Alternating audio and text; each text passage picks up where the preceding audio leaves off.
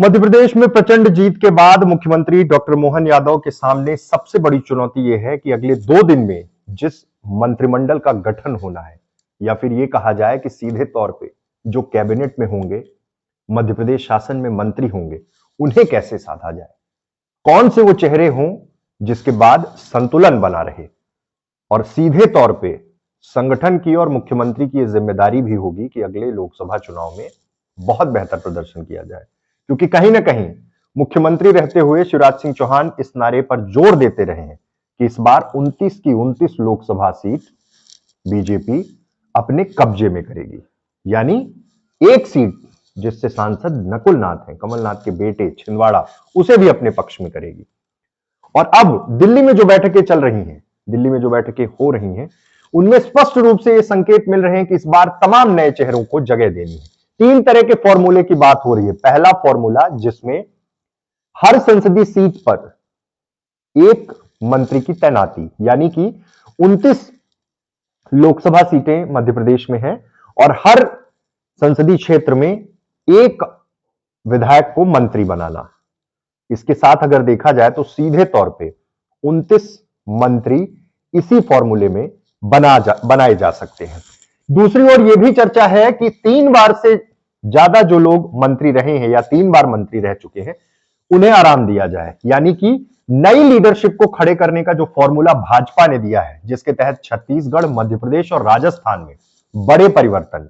राजस्थान में पहली बार विधायक चुनकर आए भजन लाल शर्मा को मुख्यमंत्री बनाया गया। छत्तीसगढ़ में केंद्र में राज्य मंत्री रहे, प्रदेश अध्यक्ष रहे विष्णुदेव साय को जिम्मेदारी दी गई, साथ में 2 मुख्यमंत्री दिए गए। उसी तरह से मध्य प्रदेश में संघ से आने वाले विद्यार्थी परिषद से शुरुआत हुई और उसके बाद विधायक बने उज्जैन से, और तीसरी बार कुल मिलाकर चुनकर आए और उन्हें मुख्यमंत्री बनाया गया डॉक्टर मोहन यादव को। अब जब इस फॉर्मूले पे बात हो रही है तो सबके जहन में यही मसला है कि आखिर कैलाश विजयवर्गीय और जो तमाम धुरंधर इस मैदान में हैं, यानी विधायक हैं, जिसमें सांसद राकेश सिंह हैं, पहले मध्य प्रदेश भाजपा के अध्यक्ष रह चुके हैं, प्रहलाद पटेल बड़ा नाम, वो विधायक हैं, कैलाश विजयवर्गीय विधायक बने हैं। इन लोगों को किस तरह से एडजस्ट किया जाएगा। और फिर से वही चुनौती, सागर रहली से रिकॉर्ड वोटों से और रिकॉर्ड टाइम जीतकर गोपाल भार्गव आए, प्रोटेम स्पीकर बनाया गया। उन्हें कैसे कैबिनेट में लेंगे, क्या पोर्टफोलियो होगा, या फिर नई जो खेप तैयार करनी है भाजपा को, नए कैबिनेट का गठन जिसमें नए चेहरों को लाना है, तो क्या इन सब लोगों को विराम दिया जाएगा। भूपेंद्र सिंह, गोविंद सिंह राजपूत, एक ही जिले में 3 मंत्री फिर कैसे संभव है, या फिर विराम देने की तैयारी है। इसी तरह से इंदौर को लेकर भी फैसला होना है, वहां भी कई दावेदार। अलग अलग जिलों में जिस तरह की परिस्थितियां हैं, उधर ज्योतिरादित्य सिंधिया के समर्थक, उनको एडजस्ट करना है। तो चुनौतियां मुख्यमंत्री के सामने, प्रदेश अध्यक्ष के सामने और बीजेपी शीर्ष नेतृत्व के सामने है।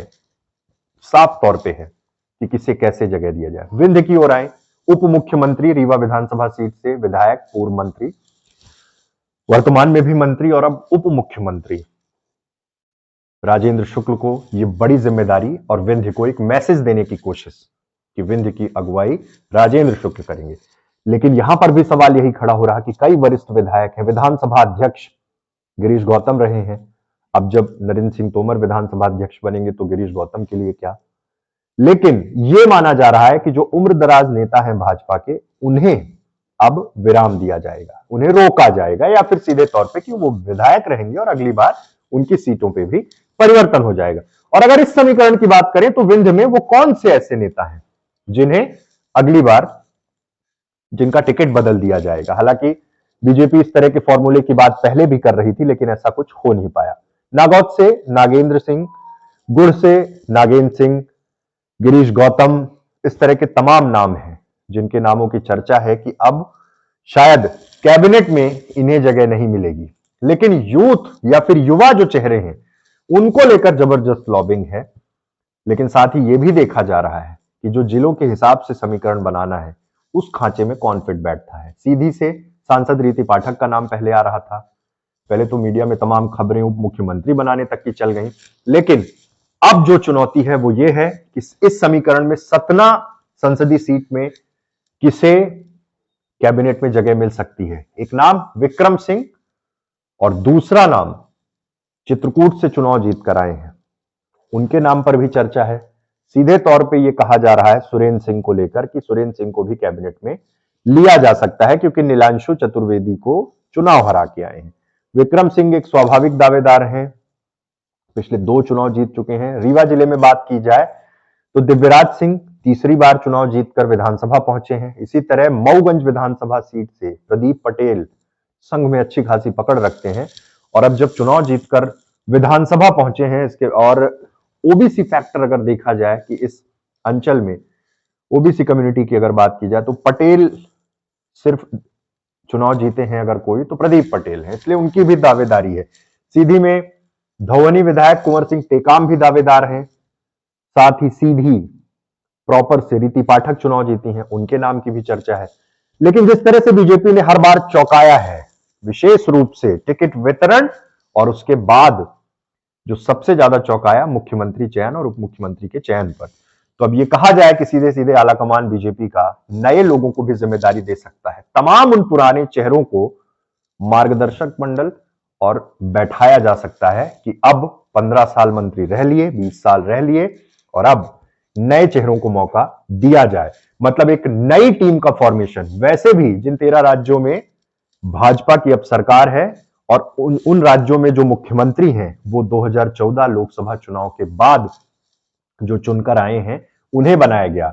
इसको लेकर पहले मध्य प्रदेश एक अपवाद था कि वहां पर शिवराज सिंह चौहान लंबे समय से थे, लेकिन अब सीधे सीधे तमाम जगह नए चेहरे और उन नए चेहरों के बीच अब कैबिनेट के गठन में किसे जिम्मेदारी मिलती है यह देखना बहुत महत्वपूर्ण होगा।